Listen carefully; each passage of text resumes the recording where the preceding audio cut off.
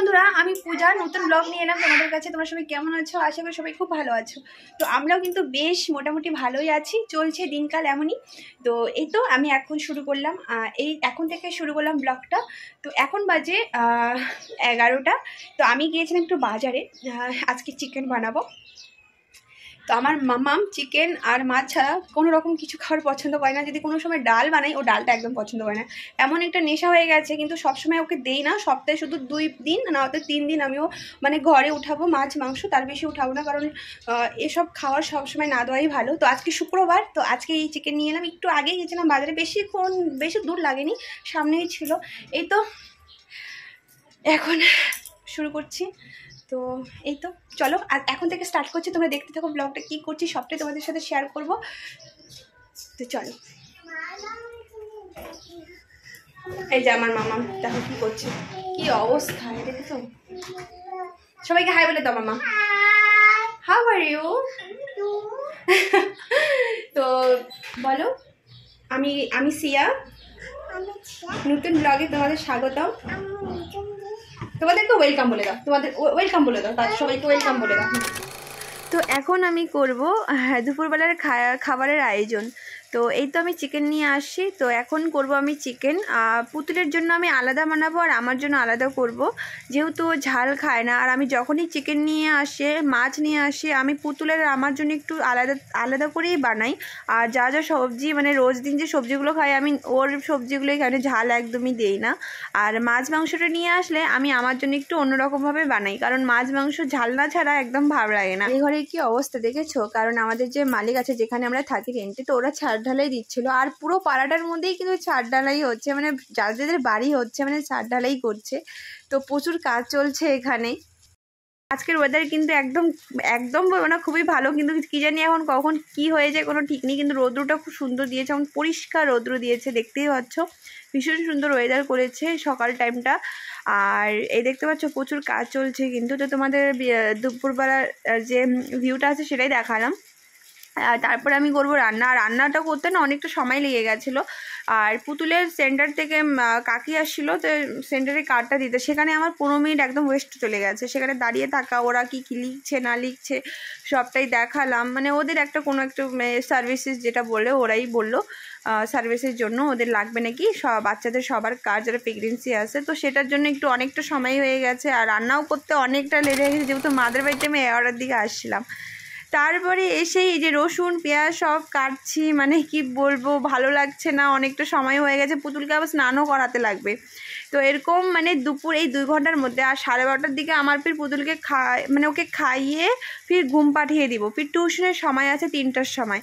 তো মামের এই আমার সারাদিনের কাজ এই থাকে, মানে কোনো সময় তো এরকম হয় কাজই থাকে না, বসেই থাকি। আর কোনো সময় এরকম হয় যে প্রচুর কাজ থাকে। আর মাছ মাংসটা নিয়ে আসলে নিজের জন্য একটু ভালো মতো সুন্দর করে বানাতে একটু সময়ই লেগে যায়, মানে একটু না আমার জন্য একটু সুন্দর করে বানাই, খাবোই তো না। তো ঝালটা আমার একদম পছন্দ, তার জন্য আমি ভাবলাম না একটু স্পেশালভাবেই বানাই আমারই জন্য যেহেতু। আর পুতুলের জন্য তো আমি এই যে দেখো, পুতুলের জন্য আমি আলাদা করে সব কাটছি, ওর জন্য আমি আলাদা করেই বানাবো। যারা আমার প্রত্যেকটা ব্লগ দেখো, যারা আমাকে দেখো চেনো, সবাই হয়তো জানে যে আমি আর আমার মেয়েই থাকি বাড়িতে, আর আমার হাজব্যান্ড বাইরেই কাজ করে। অথচ সবাই হয়তো জানে, আমার 10%-এর থেকে আমার 80% মানুষই হয়তো জানে যে আমি মেয়ে আর আমি থাকি, আমার কেউ নেই আগে পিছে। আমার শ্বশুর বলতে কেউ নেই। আমার শ্বশুর হাজব্যান্ড ছোটো থাকতেই মারা গেছেন। তো হয়তো সবাই জানে, আমার ফ্যামিলি বলতে অনেক কমই বলতে পারো।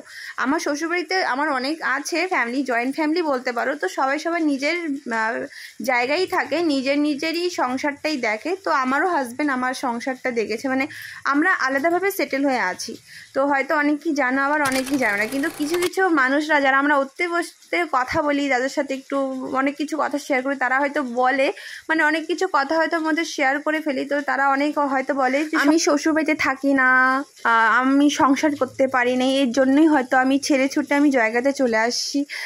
মানে একটা কথা কি বলো তো, যাদের শ্বশুর শাশুড়ি নেই সেই হয়তো বুঝতে পারে এই কষ্টটা, যে থাকলেও হয়তো খুব ভালো হতো। আমার ক্ষেত্রে মনে হয় শ্বশুর শাশুড়ি থাকাটা অনেকটাই ভালো, কিন্তু শ্বশুর শাশুড়ি যেহেতু আমার ওই বাড়িতে নেই তো থাকবোই বা কেন। আর আমাদের এখনও জমি আছে কিন্তু এখনও ঘর করা হয়নি।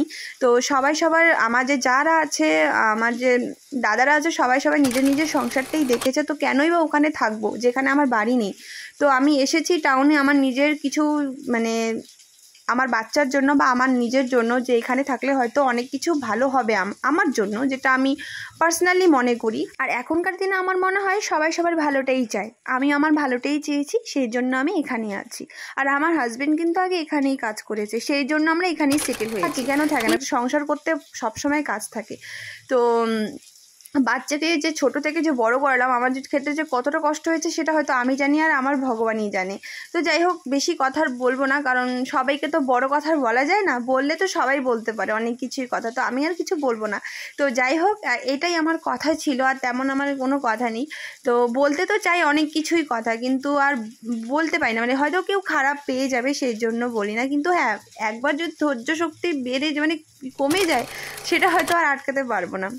তো এই তো আমাদের খাওয়া দাওয়া কমপ্লিট হয়ে গেছে, তোমরা দেখতেই পারলে চিকেন বানিয়েছি, পুতুলের জন্য আলাদা করেছি। এখন পুতুলের টিউশন যাওয়ার টাইম হয়েছে, এখন ও শুয়ে পড়েছে, দেখতেই পাচ্ছ ও শুয়ে পড়েছে। এখন নাকি ও টিউশন যাবে না, রোজ দিন টিউশন যাওয়ার বাহানা এরকমই ও আমার মেয়ের। যত বড় হচ্ছে স্কুল টিউশনে যাওয়ার জন্য এরকম করছে, স্কুল তো এখনও দেইনি, টিউশন যাওয়ার জন্যই এমন বায়না, আর কি বলবো। আর যাই হোক, তো এখন মেয়েকে রেডি করাবো, রেডি করে টিউশন দিয়ে দিব।